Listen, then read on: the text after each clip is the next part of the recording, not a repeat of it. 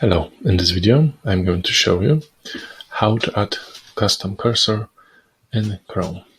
First we need to go to the More Tools, choose Extensions. Now we're gonna go to Extensions menu right here, go down below and open Chrome Web Store.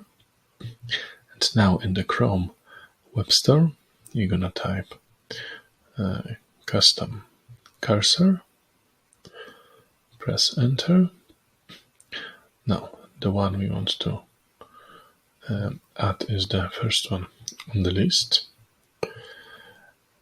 Now we need to just click add to Chrome. You can just check some reviews and some stuff, but it's the good one. And now add extension. Now it's being downloaded. Now we can just skip these and add the extension to the bar up there. Let's click on these extensions and pin it to the bar. Okay, we have it here. Now let's click on it. Let's choose a cursor for our browser.